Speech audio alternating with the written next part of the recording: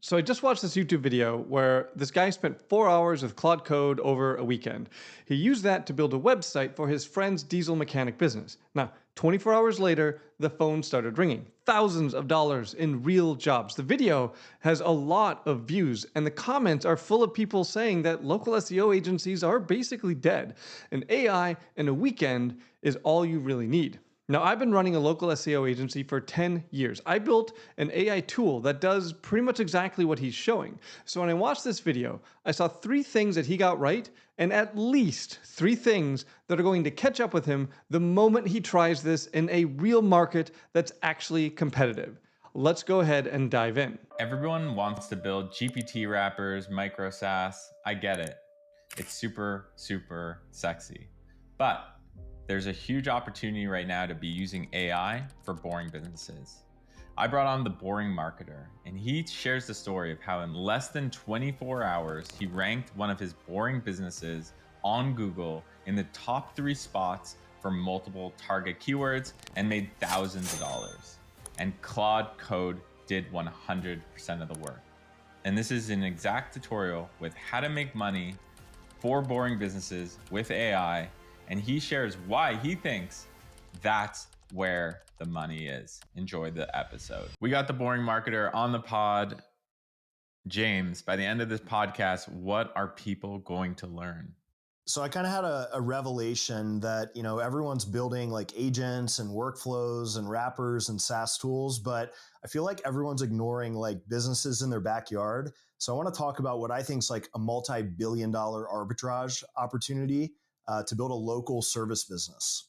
Okay, so boring businesses in the age of AI. That's right. That's right. Okay. And then tactically, what are people going to learn here? Yeah. So we were having a couple discussions on X, and some people chimed in with some replies.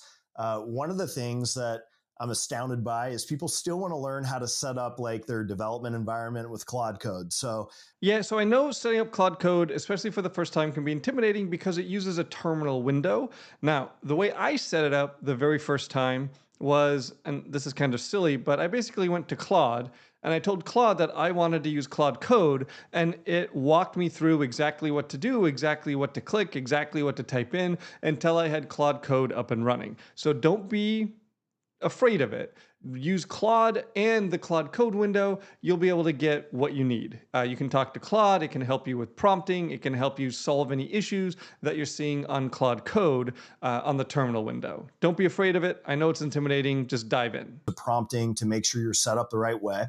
Then we're going to talk about how I was able to build this website in just a couple hours and perfectly match up my Figma design files. A lot of people struggle with getting nice designs. It's interesting here that he mentions Figma. Claude has actually released its own Claude design. So potentially this could even be easier now if you use Claude's design tool instead of Figma. As a side note, when Claude released its own design tool, the stock price for Figma dropped significantly. With their AI tools that don't feel like AI made it. So we're going to go through that process.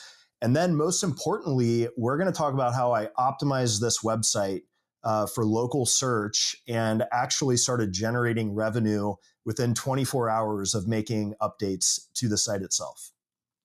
Within 24 hours, making thousands of dollars of revenue, which is insane. Yeah. So I can't wait to just see how you did it. Let's get into it. Cool. So the story here, I have a lot of friends that have boring businesses, things that are outside of tech and startups and AI and stuff like that. And one of my friends has a small trucking company. So he just ships goods from Charleston to Charlotte and back and forth and all that. And his truck is used, it was breaking down, and he kept running into these mechanical problems. So he found a local mechanic, started kind of building a relationship with him, and he thought, hey, maybe we should start a service that, helps trucks get back on the road. And he came to me and he was like, hey, I'm really good at operating and I've got, the mechanic and I know this business, but I don't really know how to get a website going, get the marketing going for it. Would you like to partner up on this? And I was like, that sounds pretty interesting. And it rang a couple bells in my mind for a few reasons. One reason being, So, one thing to keep in mind, the space that he's talking about, diesel engine repair or similar keywords, this is not a very competitive space. Now, it's not ranking for snow removal Miami levels of low competition, but it's not trying to rank for plumber or air conditioning repair or personal injury attorney or any of the higher competitive spaces that actually do take a lot more effort to rank. But I am interested to hear what he's actually going to do. All right, like this might sound a little bit crazy, but what if like we have like an AGI takeoff by 2030 or something like that, and digital services and SaaS and all this stuff is like super, super disrupted, you know?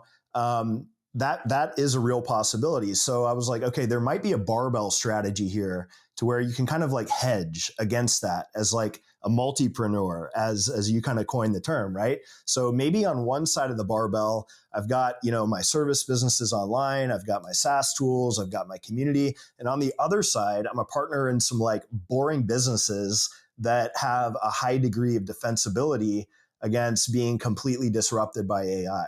So I don't think in the next 5 years, there's going to be robots going down major highways coming to fix like, heavy duty tractor trailers and stuff like that. So I think that has some staying power. It is interesting. I recently saw an interview with Dario Amadei, the CEO of Anthropic, and he said not 5 years, but probably 10. A big enabler of robotics are advanced AI models that make it easier for the robots to learn how to move, how to do things, how to interact with actual real physical objects. So that's a side. Power, and that's going to be a continued need for some time. So I got thinking about that, and I was like super interested to get into it. Cool. Yeah, let's see what you did. All right, cool. So I'll do a quick tour around the website real quick and just kind of show you the structure and what I was able to do. So, you have kind of like your basic homepage. We've got some nice little like illustrations and things like that. We've got like, a bunch of clickable items that take you into like individual services and all of that stuff. We've got all these different location pages, and we have some other like SEO optimizations on the website, like all these handy internal links and stuff like that. So if you look at some of these pages, I have like a huge amount of detail on all of these about each individual location. I've got like landmarks and unique information about these locations that we can service and things along those lines. Now, an SEO agency or a digital. So essentially, what he's showing is a slightly more advanced version of what we used to call city pages, where you basically just write your target keyword in city name and then you spam over and over and over and over again. Now, back in the pre-AI days, right, 2022 or earlier, the easiest way to do this would be to create all these city pages and then find replace the city name. Google typically doesn't view it as duplicate content with a city name being different, so you could get away with that. Today, not only does this city gate page strategy not really work anymore in more competitive spaces, Google rolled out an update in August of 25 that actually considers a lot of these city gate type pages to be spam.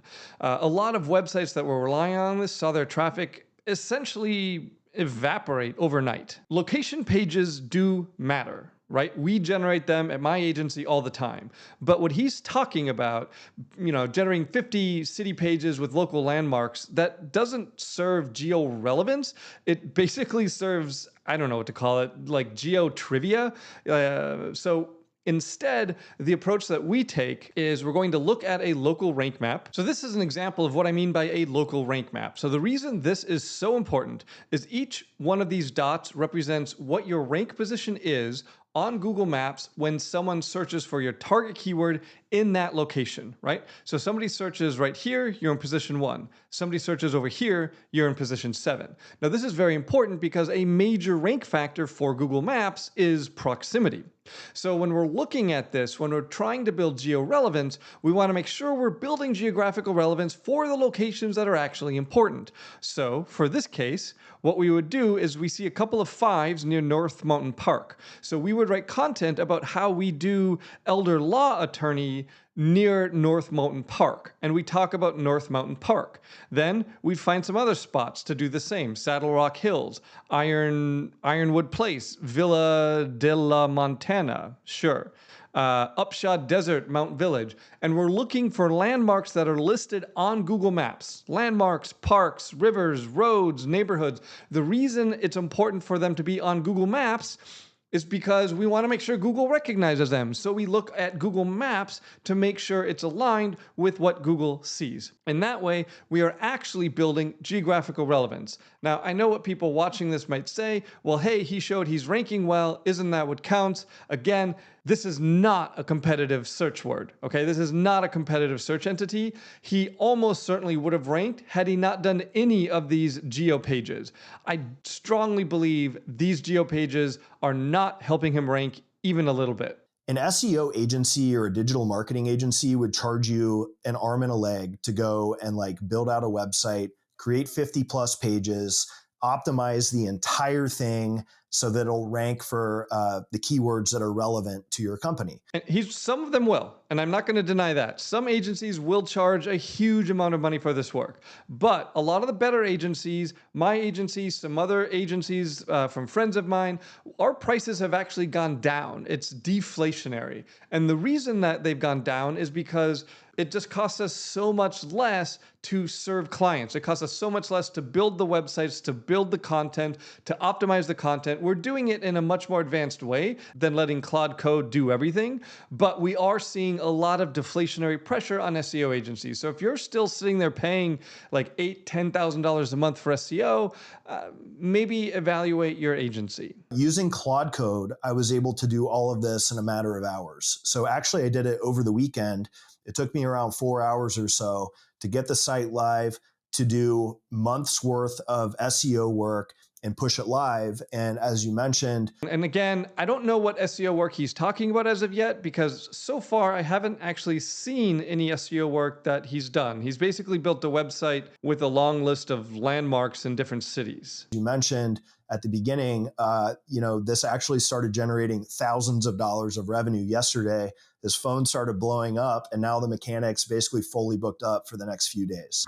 So that's like real vibe marketing ROI, just using Claude Code, which I think is kind of mind blowing. That is 100% correct. A lot of the competition, especially in the local space, especially in non-major cities, and again, especially in non-competitive keywords, the competition just isn't there, right? And even if you're trying to rank a plumber, you're only competing with the other plumbers directly around you. You're not trying to compete with Amazon for SEO, right? So the more businesses that aren't doing anything but are ranking anyway, those become very easy to beat as you just basically start doing the bare essentials. But as more and more businesses start to use AI, as more marketers start to use AI and start to be able to offer compelling SEO solutions that actually work for a few $100s a month, you very quickly end up in an arms race where these simple things just won't work anymore. But we're not there yet.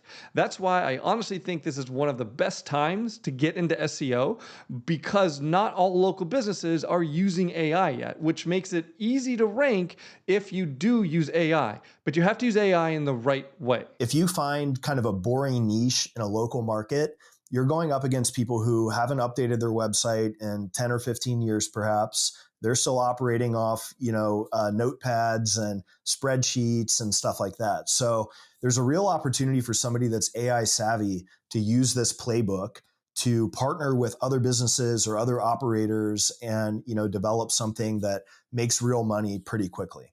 So the first thing that I did was I took the Diesel Dudes website and I gave it to AI, and I was like, hey, find me some keywords. And keywords are just like what people are searching for. I think everyone knows that. This is kind of a problem that he's talking about keywords here. Google doesn't use keywords anymore, right? So when he says just ask AI what keywords to focus on, that's not how Google works. Google matches entities, not keywords. It hasn't matched keywords for years. Google is looking at business types, service offerings, attributes, proximity mapped against GVP categories. Keywords are downstream artifacts. They're what people are typing into Google. That's not how Google works anymore. Again, an uncompetitive diesel repair niche in Charlotte, sure, this can work. But a plumber in Gary, Indiana, HVAC system in South Florida, you're going to get buried. This won't work. Is that despite what X might have you believe, SEO is not dead by any means on a local level. Actually, it's a huge opportunity right now. If a trucker is broken down on the side of the, I definitely agree with that. Local SEO is a massive opportunity. he's not opening up ChatGPT and saying, hey, how do I fix my truck? And what local mechanics should I call up, and sitting there and letting it do research. He's opening up Google, he's finding a review, he's clicking on the call button, and he's trying to get somebody there. So yes, agreed. But even if that trucker is opening ChatGPT, good local SEO will often result in you being found by AI systems and ChatGPT as well as Google Maps. Getting recommended by Google Ask or ChatGPT or Claude is a lot of the same things that you need to do to rank on maps. So it's not that we're trying to pit them against each other. You have to focus on maps or you have to focus on ChatGPT. If you do the quality SEO work that will get you ranked on Google Maps, you're also likely going to get ranked on a lot of the AI systems with just a few additional things that the AI systems are specifically looking for that Google Maps might not be. And he's trying to get somebody there right away so he can get back on the road. James, so he's not in Cursor, tapping into the Perplexity MCP. No, he's not popping open his development environment with Cursor, calling Perplexity MCP, and then using Claude Code to build a plan to find the optimal mechanic for his make and model.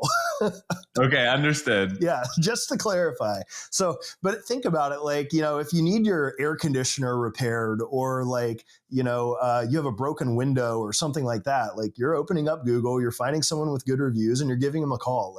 That's how 99.9% of this stuff works, right? So I wanted to find what are those search terms that these folks are looking for.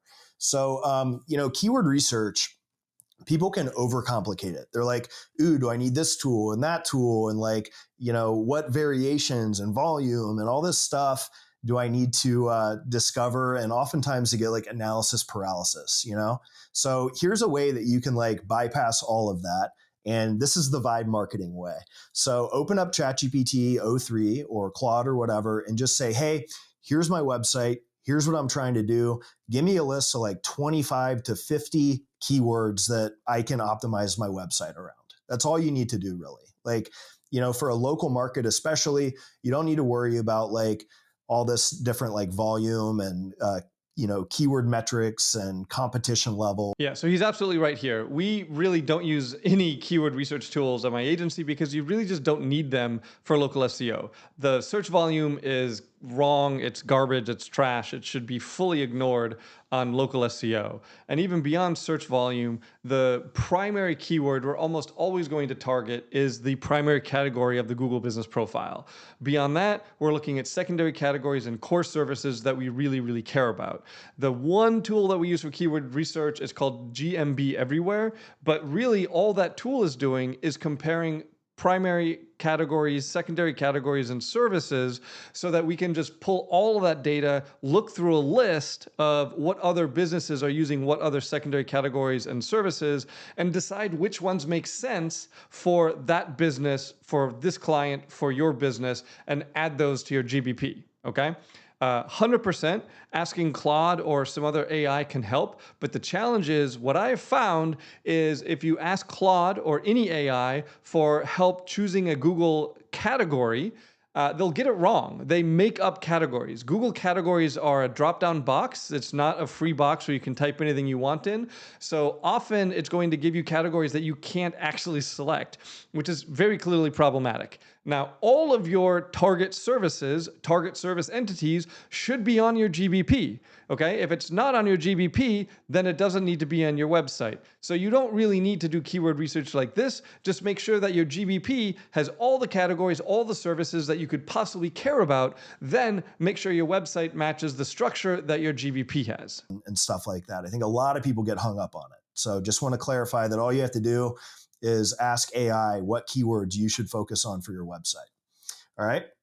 So I had it kind of analyze the keywords for search intent and buying stage. And what I mean by that is, are these folks like looking for repairs and service like right now? I wanted to find out what keywords are that type where somebody's willing to like pick up their phone and give this company a call, and which ones are just kind of like looking for information and stuff like that. Again, using the basic philosophy with entity research, where, hey, I'm just going to make sure that my GBP has the right services and the right categories, and then I'm going to create pages around those services and categories. We're also matching user intent. If somebody is searching for a very specific service, they often need that very specific service. So we're not talking about building informational type content on a local business website. Same as what he's saying, we're just a little bit simpler than relying on AI to get this. So when you get started, especially for like a boring business, you want to tap into those search terms where people are ready to like pull out their credit card or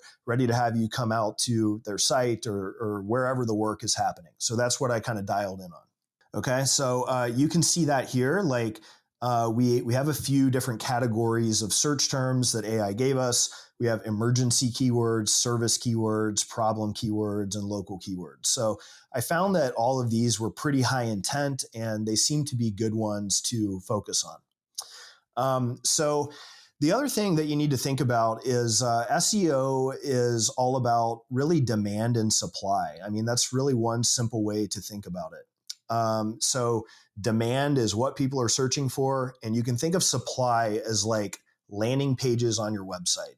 All right. So for each one of these search terms that related to a specific service that the company can do, and any of the location oriented terms, I ended up building out dedicated pages for each and every one of those. We'll talk about that in a bit when we get into the vibe coding. Absolutely agree. That's exactly what we do. We make sure that Google Business Profile has the right categories, the right services, and then we build a page for every one of them, and then we internally link them so that they exactly match the structure that GBP has. So find your keywords, map them to the intent, and make sure that they just kind of make sense and don't overthink it. All right. So the next step is, I already had this website built out. We'll talk about how I built that. But then I went into a SEO audit. So I asked Claude Code, where I built the site, hey, go through this website in extreme detail, ultra think about this. You can use the ultra think command, so it'll spend extra time, use Opus, really go deep and do sort of some deep research and find all the technical and on-page SEO issues and opportunities that we can fix together so that I can dominate the local market. So this is a major weakness with vibe coding your website for SEO purposes. It's good that he's talking about this. Most people who vibe code websites don't do this step of this, hey, go look at this website from a detailed SEO perspective and help me. If you have a WordPress installation and you install Yoast, 90% of these are going to be taken care of, no problem, just by default, for free, out of the gate. If you're vibe coding a website from scratch, you need to make sure that the AI that's coding it understands that you care about these things and it needs to implement them. So this technical foundation, it's a really good step to do. I'm glad he did it. Otherwise, he wouldn't have had the robots.txt, the sitemap, et cetera, et cetera. Those things would not have been implemented had he not known to ask AI to do them. Another good option for this is just to use a very simple automated SEO audit tool. It's going to look for a lot of these same things. In my experience, Claude is 70 to 80% when it's doing SEO audit. Generally, you have to be incredibly specific at what you want it to look at and focus on. If you just say, go do a detailed SEO audit, there's likely a lot of things it's going to miss. Again, this is working so well in this situation because of how low the competition in this space is. If you tried to build something in HVAC Dallas and rely on Claude to do a technical SEO audit and find all of your mistakes, it's not going to work. You're not going to get ranked. So it went through. It found out, hey, you don't have these files that help Google understand what the site is all about. It's slow to load. You can optimize the speed. You can make it snappier. You need to include schema markup and Again, schema markup, Yoast will include that for free, make it faster. WP Rocket is a plugin that does this for free. There's just a lot of advantages to using something like WordPress that takes care of so much of this without you having to know to ask AI to do it for you. And then trust that the AI can do it and can do it well. markup and some of these other technical things so that Google knows exactly what your website does. And then once you find them, you can just say, fix them. So like, when you work with like an agency or something like that, that can take a long time. They have to get access to your code base or whatever. And now there's this beautiful sort of like power that someone has who can build the website and go and fix all this stuff on their own really quickly and make sure it's optimized. So we identified those technical issues. We fixed them. So we did like, robots.txt, XML sitemap, URL fixes. You don't even have to know what all of it is, to be honest with you. Just that Claude will find it and Claude will do it. So you just have to have that initial prompt. Okay, so we did that. And then we started to dig into content. So like I said, for each of the locations and each of the services, I asked it to go super, super deep into mapping out how we can outrank all the competition on these individual search terms. So I don't have a location page that's like diesel services in Charlotte. I have a page that goes into local landmarks, things around Charlotte, common issues that might affect your truck, frequently asked questions about, the industry or whatever. Like it was able to reference like, ooh, there's probably a lot of like NASCAR type stuff happening in Charlotte with trucks and shipping because that's where it's based or whatever. And it included that in this individual location page. So I guess I would say like, Yeah, I talked about this briefly before. I completely agree with this, right? Real location context is going to beat generic city pages every day of the week. Adding in landmarks, things like that, absolutely. The only thing he's missing, I showed you the rank map and how we want to talk about very hyper local landmarks and have specific pages about those landmarks based on where the rank map has gaps.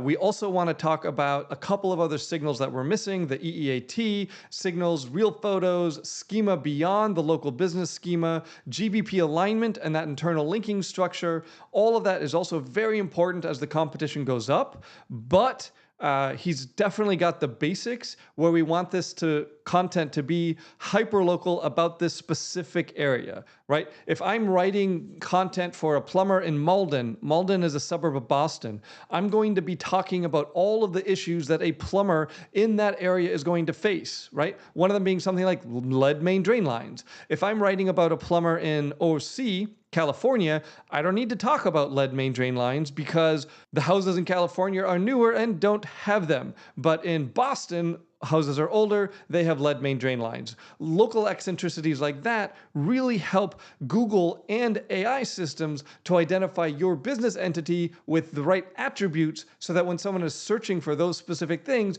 your business is going to rank and your business is going to get recommended. Typically, if you're in a boring market, the competitors are not going super deep and getting all this information integrated into their site. It's your opportunity to use AI to do additional research and build out more information that search engines or even LLMs will prefer to crawl and to serve you up. Right? So here's a little thing, like a lot of people, you actually posted about this yesterday, Greg, about subagents in Claude Code. So here's a good use case for spinning up additional agents. So, let's say that I wanted to keep working on the website. I wanted to, start working on a blog or something like that, but there was still, some SEO or whatever stuff to fix in the background. At least he admits it now. All right. So that was a nice little hack that I worked on and that I found. The other thing that I did, I set up a Google business profile. I had Claude Code kind of go back and forth between that and between the website to make sure it was like consistent and there weren't any kind of information that didn't match up and things of that nature. So it's not just the information. Yes, obviously the name, address, phone number needs to be consistent. But beyond that, the internal linking structure of the website should exactly match how the GBP is set up for services and secondary categories. All of the AI systems basically use your GBP as the center, as the core entity for your business. Any errors on your GBP is going to affect what all of those systems think your business is. Your GBP is incredibly important. And if you don't have a GBP, you're not likely going to get recommended by any AI tools. And obviously, you won't rank on Google. Claude Code went in and it made a bunch of like internal links on the website. So it linked up like relevant location pages. It linked up, relevant services with related services and stuff like that. And these internal links are good. So this is not good. What Claude is going to do, if you ask it to do this, is exactly as he's showing. It's going to link together pages that Claude thinks are potentially relevant to each other. That's not what you actually want. You want pages to be linked together that follow the same structure as your Google business profile, right? Google, the AI systems, they're going to build an idea of what your website looks like based on your internal linking. They are not using your website URLs or your URL structure to build the picture of your website hierarchy. They're looking at your internal links. So your internal links need to be very specific and they need to exactly match what your GBP is doing. If you have service one, if you have category one and service A under category one, and then you have category two and service B under category two, you do not want to link service A to service B because those are different hierarchies that live under different categories. Okay, so we don't want to just randomly link a bunch of pages together that feel like they might be relevant to one another. We want to very methodically make sure that we match your GBP structure exactly. And again, this page worked for him because this is a low competition space. For your SEO as well. Claude Code knew what to do. It discovered it on its own. I didn't need to tell it to go and, create internal linking on the website. So what was the result of all this? I mean, like I said, like if you go to Google and you say mobile diesel mechanic Charlotte, and you look here, like we're showing up in the maps. Okay, so this isn't a rank map, right? He's not showing us a rank map here. This is one data point at one location. This essentially tells us nothing about how he ranks 3 miles away, 5 miles away, 6 miles away. That's where the actual work happens. I shared with you what a real rank grid looks like. It's this. I talked to you about how you target specific cells where you're ranking 4, 5, 6, 7 with the goal of pushing to the top 3. Showing this and demonstrating it as results, frankly, it's very amateur. This is not proof of ranking. Again, he's getting the calls. He's making the money. But look at this Google map, okay? There's 1, 2, 3, 4, 5 businesses over this massive region, okay? So yes, he's getting calls, but this is not much more impressive than ranking a new business for snow removal Miami. In the maps, like right away.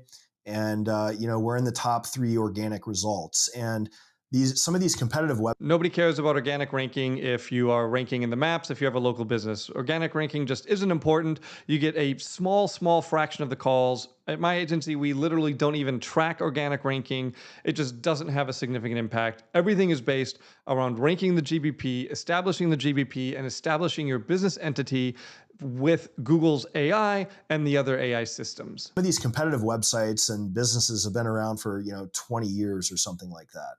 Yeah. So this is crazy, dude. Yeah. Like, how crazy this is. This is nuts. I mean, this typically takes people months and months to go and climb up the rankings and start showing up for these like high intent keywords. Yeah. And this is